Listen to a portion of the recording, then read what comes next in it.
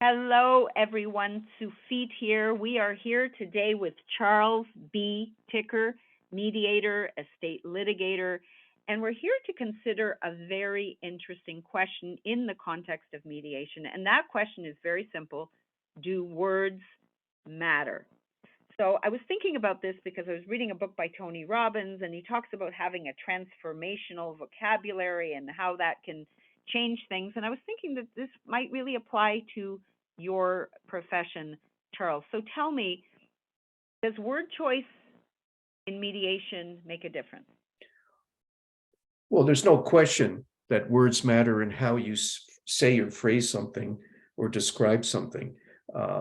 It makes a difference. And because words can be neutral, words can be visceral and bring up all kinds of negative connotations, emotions. And so in mediation, what I find that I'm doing as a mediator is trying to get the parties to tone down their language, to become more civil, more polite, even though they can't stand their sibling in the other room.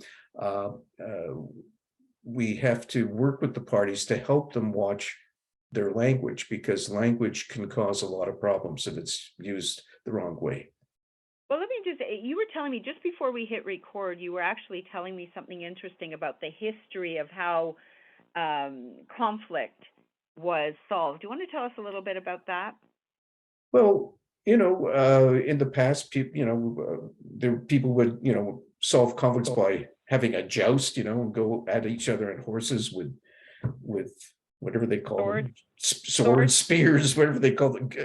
I can't think of the thing, that long pole. It'll come to me. We're talking about words, it'll come to me. Or, not that far in the past, we, had to play Hamilton was so popular based on the Hamilton, Alexander Hamilton in the States, and he died in a duel, right? Because, people if felt their honor was besmirched, they would challenge you to a duel, and that's how they would solve their problems. They wouldn't sue for libel in the court. They'd say, let's have a duel and see who survives.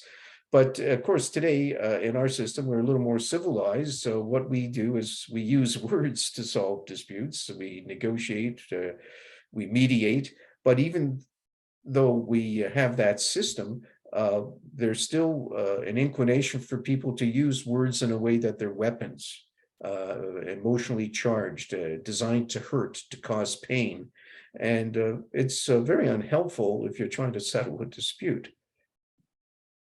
That is such a good point. And who are we talking about here? I mean, the parties themselves, the litigants, probably used these words long before they ever got to a lawyer.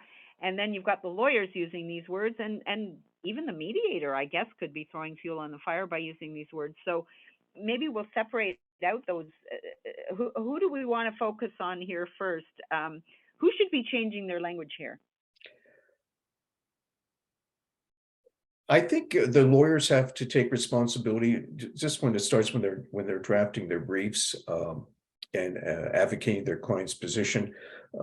These briefs are going to be read by opposing counsel and opposing parties. And if the language in the briefs is inflammatory, emotionally charged, it's going to create most likely a negative response or a negative position that you're going to spend a lot of time just diffusing the emotions that have been stirred up by the language. So I think the lawyers have to take responsibility, and yes, you want to advocate this position, but there are ways of doing that without using emotionally charged or words that are designed to cause pain or hurt. And then the parties themselves, I mean, this is the way they've been communicating all their lives with their siblings. What can I say to hurt you? You hurt me, I'm going to hurt you back. And they've been doing this probably all their lives, and all of a sudden they're in a mediation. And as mediator, we got to listen to this language. I think you have to accept their pain and say, well, that's awful.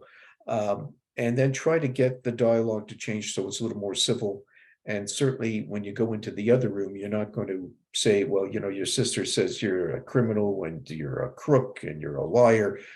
That's not going to be very helpful in settling the case. But you can say things like, your sister feels that, you know, from her perspective, there's certain things that have happened that you've done that have caused her a lot of pain, a lot of hurt, and uh, you know, she needs an explanation, or she needs some closure on this, so we can move forward to what's really at the heart of the dispute.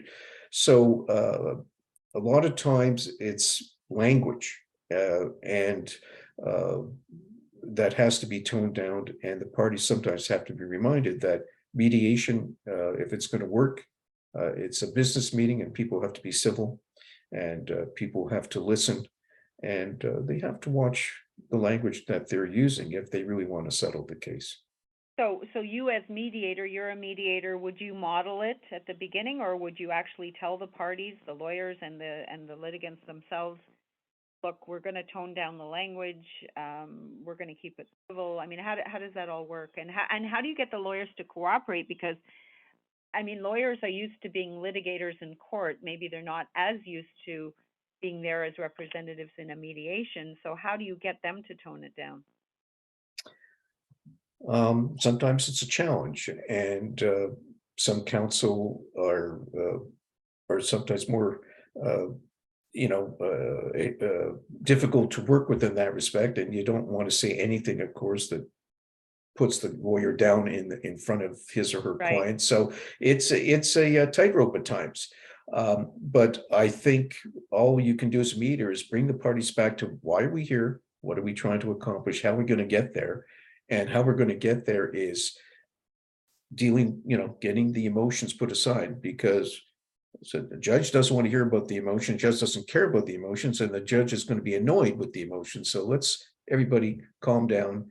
Matter of fact, I started reading a book I just picked up by a mediator by the name of Hesha Abrams, and it's called Holding the Calm: The Secret to Resolving Conflict and Diffusing Tension. And I just, you know, started reading it, so maybe another time we can discuss it. But I think it's so true. I mean, our role as mediator is to set the tone and to set the mood and to make sure people are calm, because if people are screaming and yelling, they're not listening to each other, and you're not going to be able to settle the case.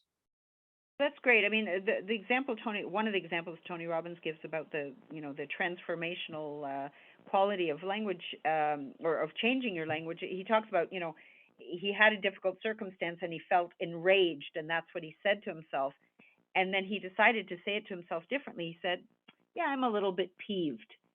And just by saying I'm a little bit peeved, it kind of diffused, you know, the intensity of that emotion. So can you, and it also amused him a little bit. It made him almost want to laugh at himself.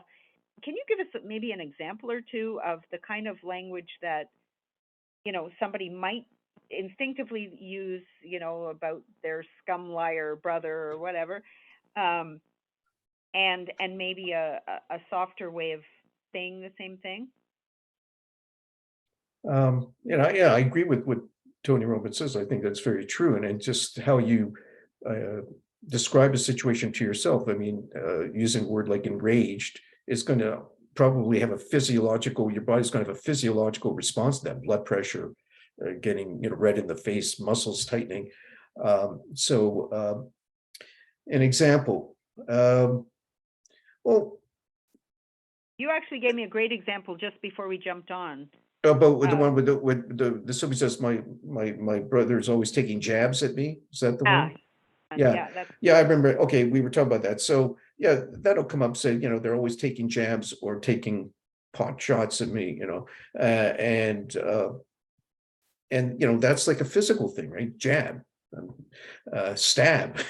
that goes back So to it brings joust. up all these, you know, like physical reactions, physiological reactions, so stuff. But so maybe say, well, so it sounds like your brother was a real pest. Now you got to be careful, because the person might say, well, you're belittling, you're not validating what I'm feeling. So, you know, we might say, well, that sounds awful. So to have a sibling that he sounds like, you know, he was a real pest, or you know, or whatever, That's or he liked to annoy you. That sounds really annoying, you know. yeah. And it's still, you know, toning it down a little bit, because by using a word like jab, the person is maybe unconsciously when they're using that word, it's actually they're trying to connote a visual picture of what that sibling is doing, and it's a physical thing. And they may very well be affected physically by the taunting or by the pestering or by the teasing. Um, but once again, our role as mediators is to listen to the words that are being used, try to understand how that's affecting the person who's using those words, and validate it, and then have them look at it in a less visceral way, like tone down the temperature. Because if the temperature is too high, you're not going to be successful in, negotiating a settlement. Yeah, that's really good, and so you're right. You have to. I'm sure that you have to be careful because you don't want them to feel not heard. But you, as you said, if you validate it first, and then offer them maybe a less visceral version. So, he jabs you. That must really be painful. How, how did you find that he pestered you, or like sort of with your language, bring it down. We're going to have to wrap it up soon, but we're talking about what's being said. Is there some other aspect to this? You had mentioned earlier about what's left unsaid. Yes, and that's true, and that's probably maybe a talk for another day. But it's not only what is said, but what's not being said, and Hesha Abrams refers to that in her book. But this is something that I've observed on my own, is that uh, people don't necessarily share everything with you, and sometimes it's getting at to tuning into what's not being said is gives you a clue as to which path to embark upon to towards the road to settlement. Yeah, and especially I imagine if there's probably some conflicting feelings. So they're feeling all these awful things about the person they're fighting with, but maybe they did have some good experience together. So maybe part of what's left unsaid is maybe a good memory. So I guess as mediator, if you can evoke that good memory, maybe you can mitigate some of this. Well, anyway, it sounds like we do have a lot more to talk about, and we'll probably do that in a future interview. But for today, Charles B. Ticker, thank you very much. Charles B. Ticker is a mediator and estate litigator specializing in the sibling estate fight. Charles, thank you very much. My pleasure.